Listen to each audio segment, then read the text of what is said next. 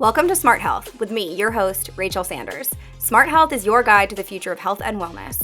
I'm here to make smart, holistic health solutions accessible to everyone. Tune in for engaging conversations with wellness experts and industry pioneers who share their personal wellness strategies and answer all the burning questions, from the latest wellness trends to biohacking and new technology and health innovations. Each episode should leave you feeling more empowered to take control of your health today. They say knowledge is power. I'm here to help you use it. Lauren, thanks so much for joining us. We're so excited for you to be here. Thanks, Rachel. Thanks for having me. So as we always do, we want to get started with, what does smart health mean to you? Yeah, I think smart health is personalizing our health because there's a lot of noise and opinion out there in the space. And as humans, I think we're always searching for the right answer. But I think what we haven't been taught is to really listen to the feedback of our body, listen to our intuition, trust our gut, because I believe we are our own gurus. It doesn't necessarily mean that we're going to have all the answers for preventing disease and utilizing new technology, but I do think we can tap into our body's wisdom and really personalize our health choices and day-to-day behaviors. And so it would be that innate intelligence and really just leaning into that bio-individual component that would make it a smart health choice. I love that answer. And the personalization aspect is something that you do with your clients. Can you talk a little bit more about who are the types of people you're helping? What type of health concerns are they coming to you with? All kinds of things. So a lot of my clients come to me with CGMs, which is a continuous glucose monitor. So we're looking at glucose patterns and trends over a 24-hour period. So a little bit different than a routine lab test that you would get from your doctor, either 6 months or every, an annual workup, which is going to give you a momentary snapshot of what your glucose is doing, or the A1C, which is a marker of 3 months in average. With the CGM, we get to see day to day, like, how are your lifestyles, behaviors, nutrition choices, responses to stress affecting your glucose. So we get this amazing kind of insight and window into the body and how it's responding to our environment. So a lot of people are coming to me through that doorway with the CGM because they're just kind of curious. You know, it's like this really awesome tool that we have now for non-diabetics as a preventive measure. So a lot of it's curiosity, but a lot of people either come through with a CGM and or are looking to lose weight, optimize their body composition. A lot of people come to me for hormone help, or I would say more often than not, they have not gotten the answers that they want or seek from their doctors, and they're just looking for another opinion or for someone that's just going to spend more time with them and dig a little bit deeper. For those people who are new to CGMs, what are some of the benefits of wearing a continuous glucose monitor? Ooh, I would say accountability is a big one. Big one. People make much better choices when they know that they're being scored. And it's not always the best choice for some people's psychology or personalities, but I do find it starts to train like more positive behaviors, not just because you're getting a score, but you really start to get, it's this opportunity, this invitation to really tap into how your body's actually feeling when you make these choices. A lot of us are just so disconnected from the feedback from the physical body. And when we have the CGM and we get a reading after a meal or a stressful event or first thing in the morning, we start to go, oh, yeah, okay, my energy did kind of do something a little weird here, or my digestion did feel a little bit weird, or I felt a little brain foggy. All these symptoms that we kind of just brush off as normal, they're quite common, not normal. And so we start to link that. And one, that builds our intuition. Two, it starts training and conditioning better behavior. So the accountability piece and motivation is huge. That list is quite long. There's a lot of other benefits there, but I would say those are kind of the top three.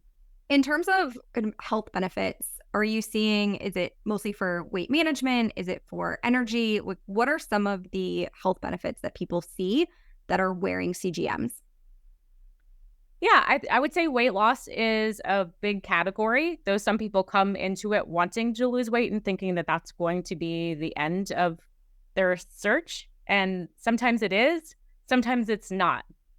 Your glucose regulation is not the entire piece of the puzzle, but it is an important one that we do want to check off if you are entering into that goal and maybe that part of your health journey. Energy is huge, huge. Most people are just kind of conking out, getting brain fog, falling asleep in the afternoon, either when they're driving or should be cooking dinner. And so we really get more stable and resilient energy just to get through the day. So I find people are reaching less for that second, third, fourth cup of coffee, reaching less for sugary snacks to pick their energy up. They find they don't need it as much if we can really kind of stabilize that energy. I would also say it's a really big myth buster when it comes to the 6 meal a day phenomenon that we've been conditioned to think is true. My blood sugar might drop if I don't eat every 3 hours. And when we see our glucose on the CGM, people see, oh my gosh, it's not actually happening. My glucose actually is totally fine. It was this myth that I have been taught that I need to put a protein bar or a candy bar or something in my bag or purse at all times, just in case. It's like complete fallacy. I feel like that's true with intermittent fasting too, where even personally, I was afraid to even try intermittent fasting because I was not sure what my glucose was going to do. And it turns out it was totally fine. So I put on a CGM, I tried out intermittent fasting, and I really liked it. It did a lot for my energy levels, and it was really helpful to see that immediate feedback and know that it was something that my glucose wasn't dropping to really low levels, and it was fine to try. I know you've talked a lot. I know I've seen you kind of talk a lot on social media about, and we talked a little bit earlier, but how does stress and glucose interact? How is stress and glucose connected? Well, one, I think most of us don't have a good relationship with stress these days, whether you think about it often or not. You could have a high perception of stress, or you could have a lower perception of stress, but your body is actually quite stressed, maybe like on a biochemical or cellular level. And so what happens when the body perceives stress is it's going to mobilize energy stores. It doesn't know, there's still kind of this ancestral wiring where it doesn't know if we're going to have to fight or flee. I love this analogy. A friend of mine calls them paper tigers. We don't have real tigers we're running from anymore. We're just running from like modern day stressors. And so when it comes to glucose, if we have a stress response, which is totally normal, we can mobilize energy, get what we need to get done, run away from a situation, like get into a safer space or environment. The problem is often those stressors are chronic. They never end, and they could be low-level chronic stressors, or they could be like pretty intense all the time triggers. And so we get this constant mobilization of energy stores and glucose. So often we'll see just a chronically elevated glucose over time. Like the body is just constantly on this stress threat level and doesn't know how to completely kind of down regulate and get back to baseline. So it's an interesting connection when we look at stress and glucose. What are some of the other functional tests that you're doing with your clients beyond CGMs? I really love looking at adrenals for that reason with the cortisol response. So looking at adrenals over a 24-hour period, similar to the CGM. So different than a blood spot where we get like an in-the-moment snapshot, just depending on when you booked your lab work. Usually we get to see this over the course of the day. How is your cortisol responding to the rise and fall of the sun, right? It's supposed to go up in the morning. It's very protective. It's anti-inflammatory, gives us energy, and it should be coming down before we go to sleep so that we can get melatonin, go into rest and recovery.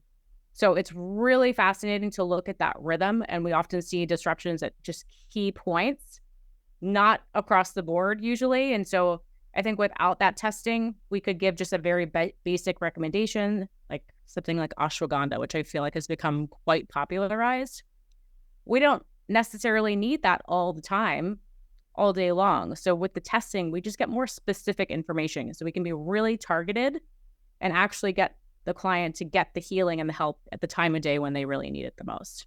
So the adrenal testing, and I pull in the hormone testing as well, something like the Dutch test that does the cortisol 24-hour period, but then also the steroid hormones. So estrogen, progesterone, testosterone. So if you are dealing with some weight loss resistance or energy problems or what feels or doesn't feel like a hormonal problem, I would say the Dutch test is pretty awesome for that. What are some of the findings or insights that you're seeing from the Dutch test that's helping you kind of personalize the treatment for your clients? Gosh, the Dutch test is a massive puzzle. It's like not a children's puzzle. It is an adult, like 5,000 piece puzzle. So there's just so much and so many different patterns and trends. But I can think of just a specific example of a client that's been struggling with that chronically kind of elevated glucose.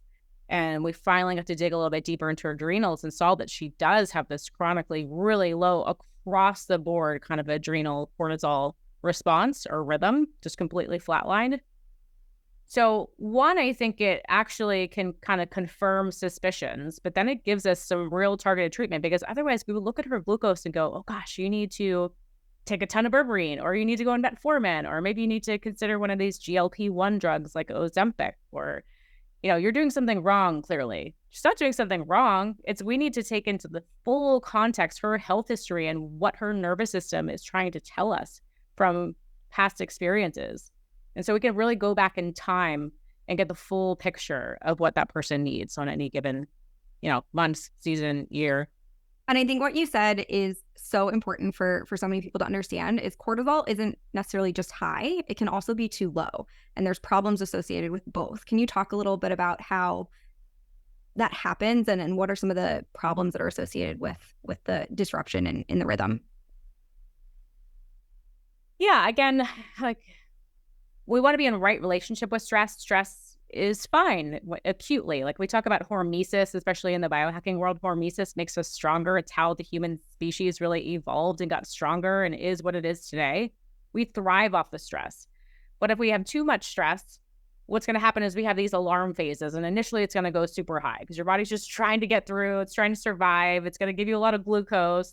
But over time, it gets tired. No one can maintain that. It'd be like just running marathons, forever. And so kind of the last stage, the last alarm phase would be that bottoming out.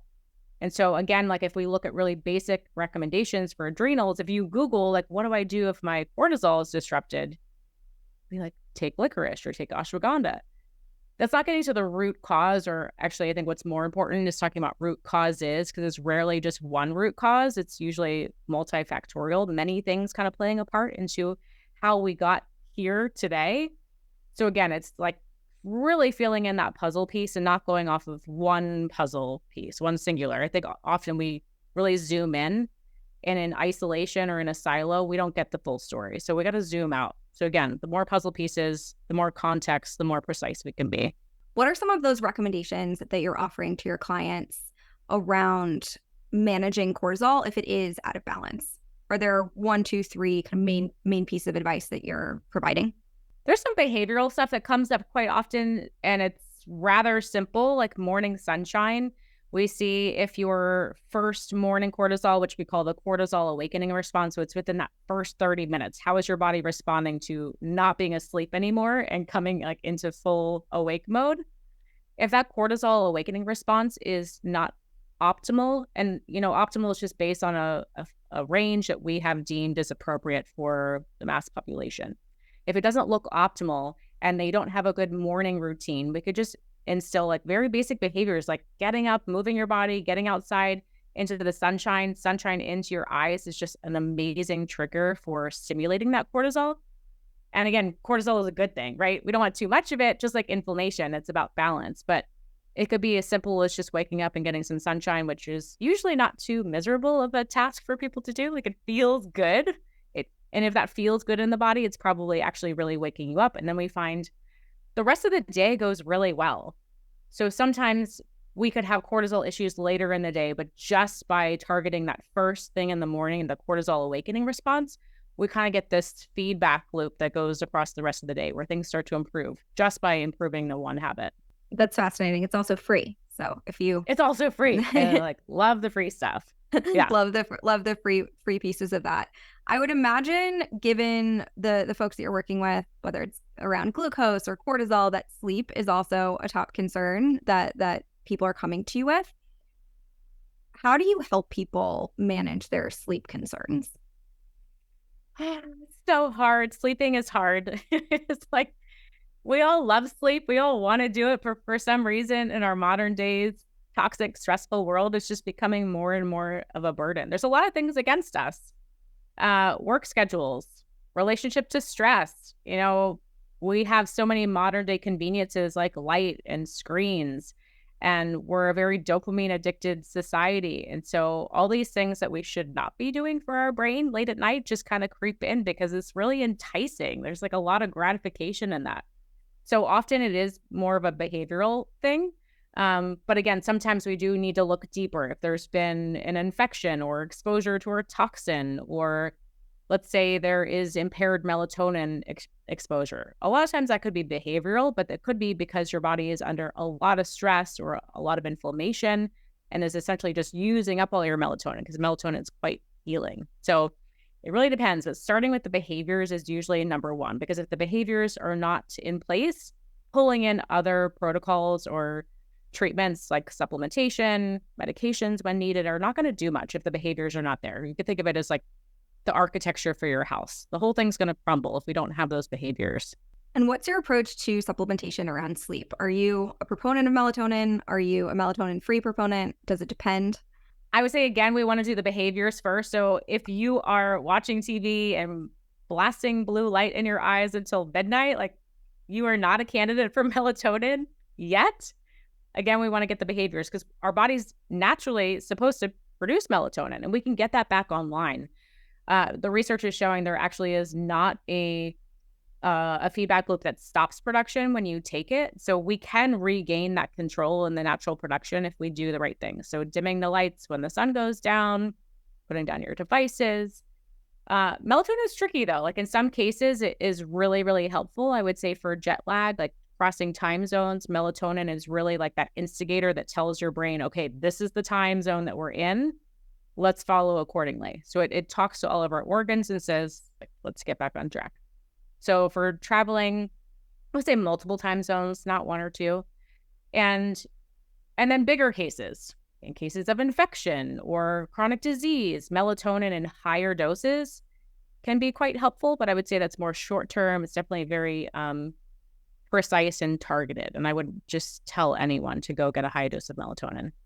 This is very contrary to what a lot of people believe, or if you walk into an aisle in a retail store, the only thing that you see for sleep is 100% melatonin. But there's all of these other options when it comes to supplementation, when it comes to lifestyle, to try first. Yeah, I think the sleep supplement aisles are just going to get bigger and bigger and bigger. And I think it's because a lot of us are resistant to the behaviors, right? Like we want to still be able to be on our phones and watch TV and we want to do all the bad things and then just take a pill that's going to fix it. Unfortunately, it doesn't really work that way. Or if you want to be optimal and be at your best, we definitely don't want to be reaching for the supplements right away. But I will say there are a lot of nutrient deficiencies that lead to poor sleep. So something as simple as magnesium, which a lot of us are deficient in, pulling that in can help calm the nervous system down. So it really depends on what your neurotransmitters, like what kind of story they are being told or telling that is downstream of our inflammatory reflexes and our immune system. So still we want to go like to the root causes if possible. But nutrients certainly are very helpful. I just probably wouldn't reach immediately for melatonin. Again, not saying that it's bad or not that people should take it, but we have to be strategic about it. That definitely makes sense in terms of kind of how you think about personalizing, and goes back to what you said earlier with the smart health comment, where you really need to think about what works for your body and what you're doing when, because it's not a one size fits all for everyone. Yeah. As it relates to sleep, are you seeing your clients have more sleep problems as they age? Is age a component in sleep? Definitely. Yeah. Especially for my ladies, like going through perimenopause, that transition becomes really, really tricky. Progesterone's going to drop off more quickly than estrogen. And it's progesterone that's really that calming hormone. And so when we get that drop off, it's awful, especially for women. The sleep they can go to sleep, they can't stay asleep, they're awake at 3 a.m., their mind is running, or they wake up way earlier than they want to. And so, often we do need to take that next step and meet with someone that's really specialized in that arena, maybe pull in bioidenticals. We need to kind of soften that fluctuating hormonal response. I think some doctors will just say like, go take birth control, or this is just the way that it is, deal with it. But that's not an answer for people that are not sleeping, because we know if you're not sleeping, your glucose is going to misbehave the next day. Your cognition, your brain clarity is going to go down the tube. You're not going to feel motivated. You're certainly not going to want to work out. It becomes this vicious feedback loop. So we need to have more answers, and it is quite complicated. But I would say yes, with age, happens with men as well. But for the women going through that transition, I would say the most difficult. And what ages is that typically starting? Because our parents' generation or my parents' generation, they're talking 50s, 60s. That's when all of this happens. But we're starting to learn that those changes or those symptoms can start even earlier. Yeah, I'm reading a lot of that. I wouldn't say that I'm seeing a lot of it in practice. Definitely 50s, it's happening. I'm kind of watching out for the 40s and it creeping down. I'm not seeing it as much as I'm expecting to see it, but I think it will happen. Our world is only getting more toxic, right? And we know that all of these toxic stressors put a huge burden on the body. So we will see hormones, our transmitter starts to break down. So I'm on the lookout, but maybe not quite yet. And I'm seeing you talk a lot about this concept of aging. What are some of the core drivers as it relates to aging or even aging quicker, as you just kind of talked about? Yeah, inflammation, oxidative stress. Again, a lot of it is environmental toxins, poor lifestyle behaviors, bad food, standard American diet. A lot of talk about senescent cells in this inflammaging. So we get these kind of cellular debris. Our body gets not as good at taking out our trash. Again, we're taking on a lot of burden. And there's this rain barrel analogy. You've probably heard this, where we have, our experiences of life. We're collecting them in a rain barrel. And all of a sudden we have all these symptoms and problems and disease. Well, was it the last thing you put in the rain barrel, or was it just the rain barrel got too full? And so that's kind of what aging is we're collecting over time all these inflammatory and oxidative triggers, toxins, what have you. And so at some point it spills over. So it's interesting when you hear David Sinclair talk, he says we don't have to age. We have all these backup copies of our cells. It's totally a choice to not age. It kind of blows my mind. I think it blows everyone's mind. But I think if we can start to make cleaner, more nourishing choices for our body, again, eating more real whole foods, and there's a lot against us. The food industry is definitely 10 steps ahead. It's making it harder and harder to get real food. It's harder and harder to not be stressed. I can feel just general consciousness of the planet is experiencing a lot of anxiety, but we do have opportunities to slow down, nourish more. And if we can do those things, then I think our rain barrel is not going to spill over as soon or as quickly. What would you say are the top 3 things that people can do to slow down aging? Sleep more. Definitely sleep more.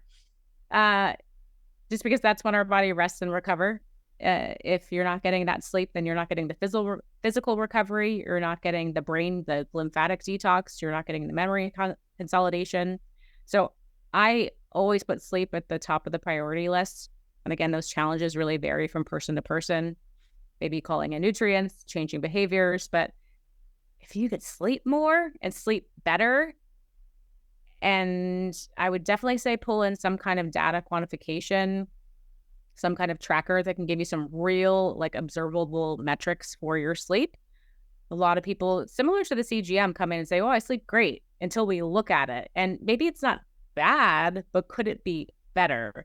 And I think that's what we need to be more focused on, is how can we optimize to be even better so that we can slow down the aging process, or at least just make it more comfortable and enjoyable, right? I think the goal is to make your health span match your lifespan. So for every year that you are living, you're still healthy, experiencing joy, being able to do the things that you love.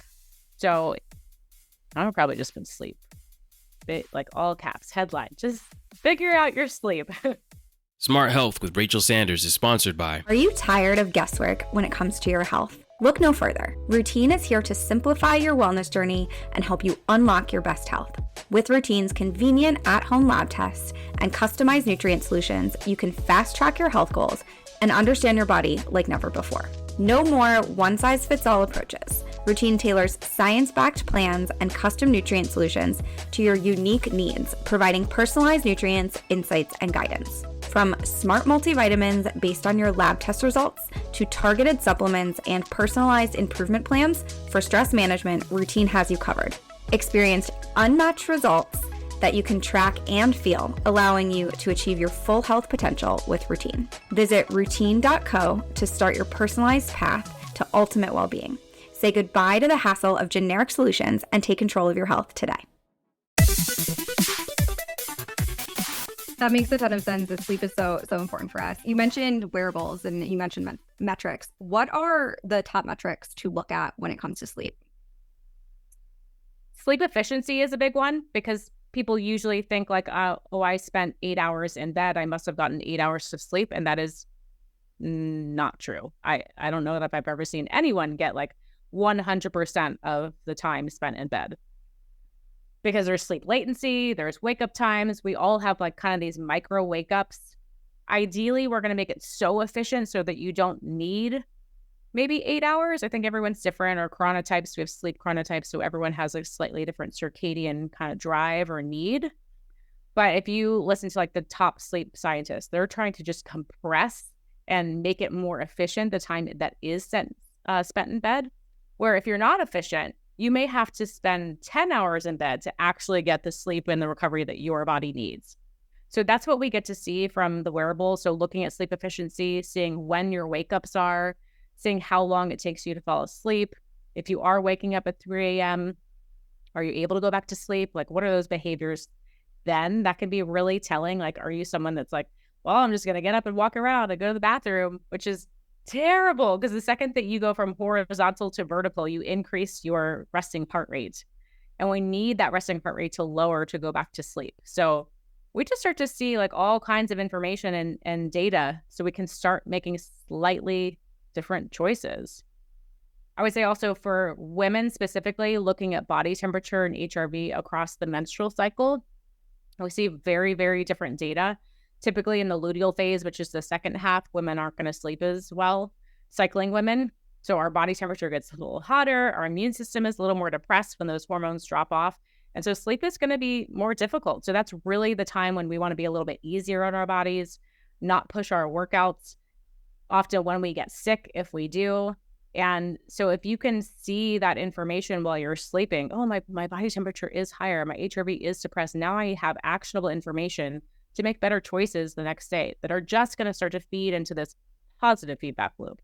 So it's all about looping, like either in a positive direction or a negative. And it often takes some time to kind of change the course. But I just like can't speak more highly about data. It's information that we don't necessarily feel because our bodies haven't been conditioned to feel those things. So good to look at. And how is sleep efficiency calculated?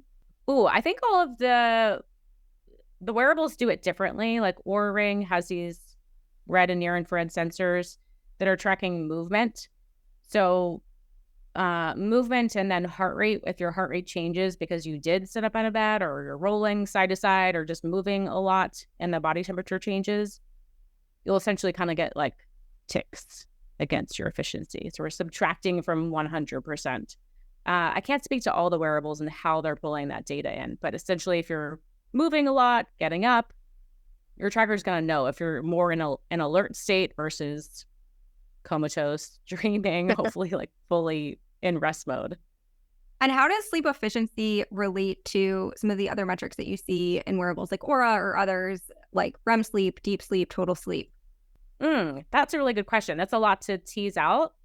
From what I know, REM sleep is not super accurate on wearables. I think it's getting a little bit better. And I do think Oura is kind of leading that charge. But you could perhaps have awesome deep sleep, like get 25 to 30, maybe even 35% deep sleep and still have poor efficiency. Again, this is where we really have to look at the person and their data because there's so many different stories that could be told. So it's looking at the data and determining what is your opportunity for change. Like maybe you just are amazing at dropping into deep sleep, but you're still getting wake ups or you're waking up and you're not feeling refreshed. It's kind of like endless pathways from there. So we have to look at all of the metrics, the efficiency, the deep sleep. I think it's good to pull in the REM sleep. Total duration, sleep latency, again, I think is a really big one. Some people say, well, I fell asleep in 2 seconds. Isn't that awesome? No, if you're falling asleep in 2 seconds, you're probably overly tired, way too tired. It should take like a little bit of time to wind down. So just so many nuances there. But it sounds like the core of this is having those metrics really allows you to personalize the approach. And I'm actually one of those people that can fall asleep really fast, go really into deep sleep, but have terrible sleep efficiency and restlessness, where I'm moving all the time. I am waking up in the middle of the night. So those people do exist. And I wasn't really sure until I got the metrics what was going on, because I was waking up and I wasn't really that prepared for the day, thinking my deep sleep was off or something else. And so it's interesting that to have those metrics, you learn so much more about what your body is doing, and you can personalize your approach to fixing it. Yeah, the puzzle. It's like everyone has a different puzzle, and it's like really annoying and complicated, but also awesome that we get to be unique and personalized in that. So if you're up to the challenge, like we can figure it out. We just got to like pull in as much information as possible. And something else that you work with your clients on is microdosing coaching. Talk a little bit more about that. I know it's an up and coming thing that people are doing that is working wonders for a lot of people, but would love to hear, what is it and how do you help people through that process? Yeah. So microdosing. So we're talking about plant medicines and psychedelics. So I do prep and integration work. And I got really interested in it because I was feeling like a little bit stuck and had a period in my life where I felt like complete loss of creativity. And as someone that grew up creative, I was a performer, like that was my existence. That's how I really communicated in the world. I started to just feel this overall like kind of stuckness. I didn't quite feel like I was living to my fullest capacity. So my experimentation with microdose really just like opened the floodgates to so many things like energy, productivity, really feel like my inner child kind of came back to life. It sounds like a little woo-woo, but I was like, I am like an adult that has the joy of a child, which is a lot of fun to feel. So did a lot of education around that. And now I'm using it as a behavioral change tool with my clients. So people come into it for different reasons, but for some people that feel really kind of stuck on their health journey, maybe it's a weight loss resistance, just one example. Sometimes it's not just about the calories, the food, the movement. Sometimes there's like a complete lack of safety in the body. And when our body doesn't feel safe, it's going to hold on. And so if the goal is weight loss and your nervous system doesn't think that that is safe, microdosing is an option, a tool that we could pull in to recreate and reconnect to that safety in the body. And like some pretty miraculous things happen where, whoa, suddenly there's safety. And now I'm in better relationship with my mind and my food choices and my movement. And there's just like more ease. And we get to see like this accelerated progress. Some people are coming to it for depression and anxiety, somewhere on that mental health spectrum. Either mood is really low or we're spiraling really quickly. There's all kinds of options there in the network of practitioners that I work with. And we have really specialized blends that take you where you want to go. So it's not just like, again, there's no one size fits all approach. We really want to match like the intelligence of the microdosing to where you've been, where you are now, and where you want to go. So I would say just like overall for behavioral change, it's pretty cool and exciting. Yeah, it's a fascinating, really exciting area. Not something I've tried, but something you're hearing a lot about. And it's always great to hear about these other tools that are actually making a real difference in people's lives. Because you do hear such great stories from people using and doing these things. As we wrap, what would you say are 3 things that everyone should start doing today that can improve their health? I would say definitely slow down, chew your food, enjoy your food, and like really create some good ritual around eating. I think a lot of us take for granted how nourishing food can be on so many levels. Yeah, we need food to survive, like biochemically, physically, but I think like our spirits and our minds need to enjoy that too. So if you're someone that eats on the go or eats stressed, just see if you can slow that down and be in a slightly more positive relationship with it. Also, just for glucose purposes, for digestion, it's an amazing strategy just to slow down. I would definitely say get out into natural light more. We're all spending too much time indoors, and I think this is pretty common advice, but it's worth repeating like a million times over because we're still not doing it as much as we should be. And this is like my kryptonite, like working a little bit less or trying to really optimize that balance of work to play, because I think the play is what's going to keep us young and help with that aging process significantly. So whatever that looks like to you, everyone's a little bit different, but that's something that I am currently working on is, can I create more time for play, interaction, joy, laughter, or just doing nothing? Doing nothing is super valuable. I love that you're recommending that, because you don't hear it very often, but it's something I try to do at least once a week, where I'm just sitting and doing absolutely nothing. I'm not thinking about work. I'm not thinking about my kids. I'm just doing nothing. And I've done it my whole life. And sometimes people call it laziness, but I just call it completely necessary to be a high performer and just get what I need to get done. That's amazing. You're kind of a unicorn. You should start a movement, because you're right. We're not doing that enough. And it's really interesting. That's such a big part of my microdosing coaching, is being able to create that stillness, because if we do want to get that feedback from our body that tells us, like, this is the right food to eat, this is the right movement to do, our body will tell us that, but we have to get still and quiet first. That's so hard for people. So you have a talent. It is really hard, but it's something I've done for a while. Well, Lauren, Amazing. Thank you so much for joining us today. Really appreciate all the insight. Last question is just, where can people find out more about you, and where can they find you online? Yeah, so my website is laurensambataro.com. I'm on Instagram, Lauren_Sambataro. And I have a podcast myself with my sister. It's called The Biohacker Beats, and Instagram and same website. Yeah. Amazing. We'll add all those links to this podcast, and make sure to check out Lauren. And if you have health concerns or want to learn more, definitely check out her Instagram and the podcast. Both are great. So thank you so much, Lauren. Thank you. This is so fun.